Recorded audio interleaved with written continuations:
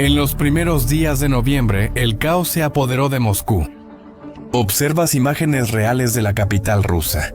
Varias interrupciones de energía y apagones. 30.000 personas sin electricidad. 10% de caída en el voltaje de toda la ciudad. Pero eso no fue un accidente ni una falla técnica. Fue Ucrania.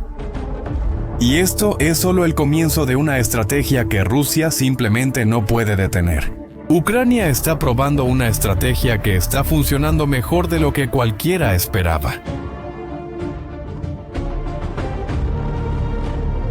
Desde principios de 2024, drones ucranianos han atacado refinerías de petróleo rusas, y no estamos hablando de 1 o 2 ataques esporádicos. Hasta finales de octubre, 21 de las 38 refinerías más grandes de Rusia habían sido alcanzadas. Esto resultó en la pérdida de casi el 40% de la capacidad de refinación del país. Para que te des una idea de lo que esto significa, las refinerías transforman el petróleo crudo en combustible que la gente usa todos los días, como gasolina y diésel. Y aquí está el detalle importante. Ucrania no ataca una refinería una vez y sigue adelante. Ataca las mismas refinerías repetidamente. Lugares como Novokubishevsky, Ryazan y Saratov fueron atacados varias veces en cuestión de semanas. Cada vez que Rusia intenta reparar, Ucrania lo destruye de nuevo. Es una estrategia con un solo objetivo: desgastar. Y los resultados en Rusia fueron inmediatos. Casi 60 regiones del país enfrentaron escasez de combustible. En Crimea anexada, la situación se volvió tan crítica que las autoridades tuvieron que limitar la compra de gasolina a 20 litros por persona. Eso causó pánico, largas filas en gasolineras y robos de combustible. En otras regiones, el precio de la gasolina aumentó un 49% entre enero y octubre. Pero aquí es donde se pone interesante. Para intentar resolver el problema de la gasolina, el gobierno ruso relajó las reglas y permitió que las refinerías mezclaran queroseno con diésel de verano para crear diésel de invierno. Parecía una solución inteligente, ¿no? Incorrecto. Eso agotó las reservas de queroseno y ahora Rusia enfrenta una posible crisis de combustible para aviación. Rusia está creando nuevos problemas cada vez que intenta resolver los antiguos. Entonces, los ataques a las refinerías estaban funcionando perfectamente. Rusia estaba sangrando económicamente, la población lo estaba sintiendo en carne propia y las exportaciones de combustible cayeron más de 23% en septiembre. La estrategia estaba aprobada y fue ahí cuando Ucrania decidió expandirse.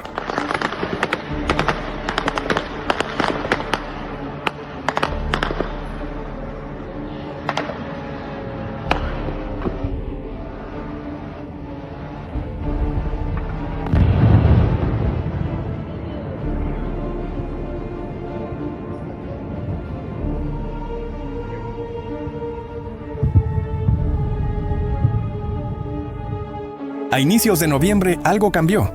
Ucrania no abandonó los ataques a las refinerías, pero añadió un nuevo objetivo a la lista: la red eléctrica de Rusia. Y no estamos hablando de un cambio pequeño, los números revelan esa transformación. La ola de drones y ataques con misiles se centró en la infraestructura.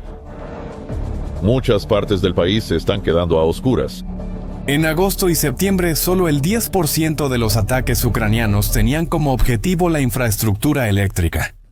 Entre el 13 de octubre y el 5 de noviembre, ese número saltó al 38%. Fueron 29 ataques a la infraestructura eléctrica, de un total de 76.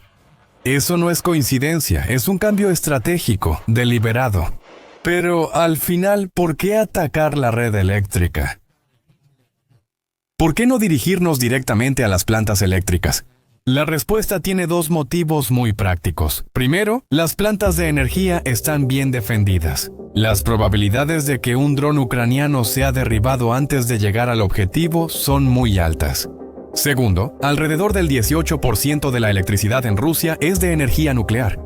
Atacar una planta nuclear podría causar un desastre catastrófico. Ucrania no quiere provocar una catástrofe nuclear. Quiere causar apagones. Entonces, en vez de apuntar a las plantas, Ucrania empezó a atacar lo que conecta esas plantas con las ciudades, subestaciones eléctricas y transformadores de alta tensión. Estos son los equipos que convierten la electricidad a diferentes voltajes y permiten que sea transmitida por todo el país. Sin ellos, no importa cuánta energía produzca una planta, esa energía no llega a ningún lado. Piénsalo como una carretera. Puedes tener el mejor auto del mundo, pero si la carretera está destruida, no vas a llegar a ningún lado. Las subestaciones y transformadores son las carreteras de la electricidad. ¿Sabes qué es lo más irónico de esto? Ese es exactamente el manual que la propia Rusia usó contra Ucrania.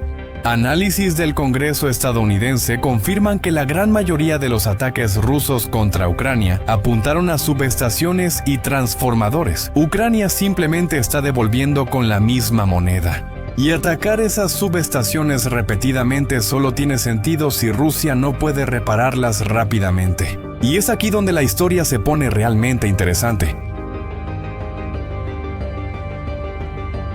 Vamos a ver un caso específico para entender mejor cómo funciona esto. La subestación Vladimirskaya en la región de Vladimir es una de las instalaciones más importantes de la zona. Tiene una capacidad instalada de 4010 megavoltamperios y sirve como punto central para varias líneas de transmisión de energía, entre 110 y 750 kilovoltios. Esa subestación transfiere electricidad de al menos 3 grandes fuentes, suministrando energía a por lo menos 750,000 personas. Es una de las principales fuentes de electricidad para el Gran Moscú. El 31 de octubre, drones ucranianos atacaron esa subestación.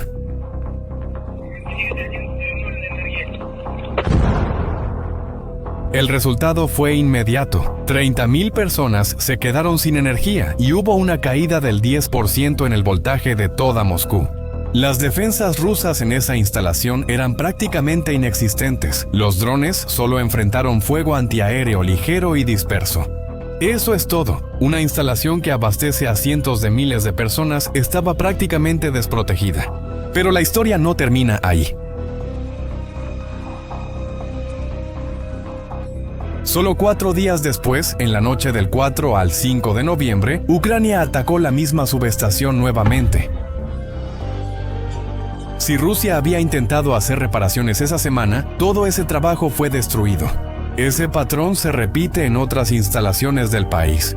Ahora debes estar preguntándote por qué Rusia no arregla eso de una vez. ¿Por qué estos ataques son tan devastadores? Y aquí llegamos al verdadero punto débil que Ucrania descubrió.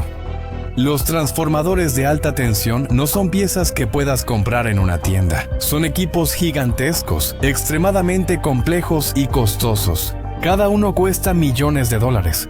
Y el tiempo de producción es de entre 18 y 24 meses para fabricar solo uno. En casos más complejos puede tomar hasta 4 años. ¿Escuchaste bien? Años para hacer un solo transformador. Rusia ahora enfrenta un gran problema porque sus fábricas no pueden producir esos transformadores modernos de alto voltaje. La industria de transformadores de Rusia es básicamente un remanente de la Unión Soviética. Las fábricas datan de los años 1950 hasta 1990. Ellas pueden fabricar transformadores pequeños para uso doméstico. Pero cuando se trata de transformadores gigantes de 500 o 750 kilovoltios que sostienen la red nacional, Rusia simplemente no tiene capacidad industrial. Durante décadas, Rusia importó esos transformadores de Europa y de Japón. Con las sanciones occidentales impuestas después de la invasión a Ucrania, esa fuente se cerró. Europa ya no vende, Japón ya no vende. Y las sanciones también bloquean los componentes críticos necesarios para fabricar o reparar esos transformadores, como microelectrónica, circuitos integrados y materiales avanzados. Hay una historia que ilustra perfectamente este problema. La fábrica Power Machines Toshiba en San Petersburgo es una de las instalaciones más modernas de Rusia para transformadores. En 2024 tuvo que detener la construcción de 3 transformadores de alto voltaje. ¿El motivo? Componentes especializados de aislamiento quedaron atrapados en la aduana de Turquía. Así es, Turquía mantiene relaciones con Rusia. Si Rusia no puede importar piezas de Turquía, menos del occidente. Hoy, Rusia depende casi totalmente de China. Entre 80 y 90% de los componentes electrónicos críticos ahora vienen de China y Hong Kong. Rusia se puso en una posición en la que tiene un solo proveedor para algo absolutamente vital. Y Ucrania lo sabe, pero la estrategia ucraniana va aún más allá. No se trata solo de los ataques a la red eléctrica. Ucrania está operando con lo que podemos llamar una estrategia de dos golpes simultáneos. Con la mano izquierda, sigue atacando refinerías, cortando los ingresos rusos a través de la caída en las exportaciones y creando problemas logísticos con la escasez de combustible. Con la mano derecha ataca la red eléctrica, cortando el suministro de energía a fábricas de municiones y otras instalaciones industriales, al mismo tiempo que mina la moral de la población civil, que se queda sin luz y sin calefacción. Estos dos golpes se complementan perfectamente. Sin combustible, el transporte se ve afectado. Sin electricidad, la producción industrial se detiene. Sin ambos, la capacidad de Rusia para sostener el esfuerzo de guerra disminuye, y la población empieza a cuestionar el costo del conflicto. Ahora, ¿quieres saber qué es lo más irónico de esta historia? Al final, si las subestaciones críticas que alimentan ciudades enteras quedan prácticamente sin defensa, ¿dónde están los mejores sistemas de defensa aérea de Rusia? Bueno, están siendo usados para proteger a Putin. 7 sistemas Pantsir S-1 y un sistema S-400 fueron identificados protegiendo su residencia personal en Valdai. Así es, la casa del presidente está más protegida que instalaciones estratégicas nacionales. Moscú podría quedarse sin luz, pero la casa de Putin sigue protegida. Y cuando estos ataques ocurren, la narrativa oficial rusa siempre trata de minimizar el daño. Los gobernadores regionales frecuentemente describen explosiones en subestaciones como resultado de la caída de escombros de drones que supuestamente fueron derribados. Pero esa versión no se sostiene cuando ciudadanos rusos publican videos en redes sociales mostrando las instalaciones en llamas y sus ciudades a oscuras. Ahora probablemente te estés preguntando, ¿cómo logra Ucrania atacar objetivos tan profundos dentro de Rusia? ¿Cómo es posible esto? La respuesta es doble. Primero, Ucrania desarrolló drones de largo alcance producidos localmente, como es el caso del modelo Bober. Estos drones tienen guía de precisión vista en primera persona.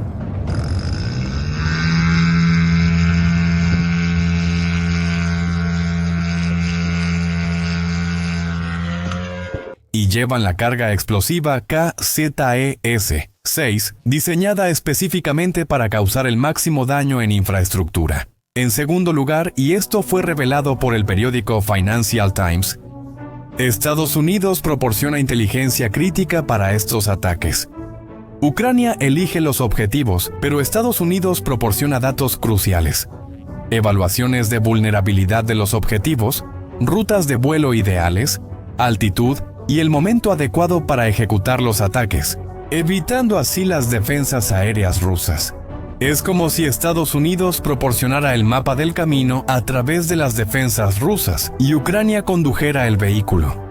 Esto es un desarrollo significativo, porque confirma públicamente la profunda implicación de los aliados occidentales en ataques dentro del territorio ruso, y explica por qué los drones ucranianos han sido tan eficaces para evitar las defensas y alcanzar los puntos exactos de vulnerabilidad.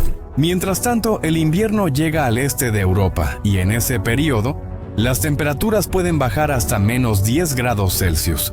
Sin electricidad para calefacción, eso no es solo un inconveniente, es una amenaza real para la vida de las personas. El presidente ucraniano Volodymyr Zelensky dejó esto claro en octubre. Los rusos no comprenden el costo de estos actos ni las dificultades que Ucrania enfrenta y soporta en la guerra. Rusia debe sentir el precio de estas acciones. Ucrania responde atacando objetivos militares e instalaciones de energía que venden sus recursos energéticos. Rusia vende sus recursos energéticos y luego usa ese dinero exclusivamente para la guerra. Por eso, Ucrania está tomando medidas absolutamente justas. Como puedes ver, esto no es solo una estrategia militar. Es un mensaje, una demostración de que la guerra tiene consecuencias para todos, no solo para los ucranianos. Es un intento de que la población rusa perciba el verdadero costo del conflicto iniciado por su líder. Putin comenzó esta guerra atacando la infraestructura civil ucraniana, intentando quebrar la moral del pueblo. La estrategia rusa era clara: hacer que el invierno ucraniano fuera tan brutal que el país se viera obligado a rendirse. Pero contra todas las expectativas, el pueblo ucraniano no se rindió. Se adaptaron, resistieron y ahora están contraatacando. Y Ucrania encontró algo que Putin no esperaba: un punto débil que no puede ser defendido adecuadamente, que no puede ser reparado rápidamente y que tampoco puede ser reemplazado sin la ayuda de países que ya no van a ayudar. Mientras Putin asigna sus mejores sistemas de defensa para proteger sus palacios personales, su población enfrenta el invierno en la oscuridad y el frío. Y, tras cada transformador destruido y cada subestación incendiada, la pregunta es: ¿realmente valió la pena? Ahora quiero saber tu opinión. ¿Tú crees que esta estrategia de Ucrania realmente va a presionar a Rusia para reconsiderar la guerra? Deja tu respuesta en los comentarios. Si te pareció interesante este video, compártelo con alguien que necesita entender lo que realmente está pasando en esta guerra. Y suscríbete al canal para no perderte los próximos videos. ¡Hasta la próxima!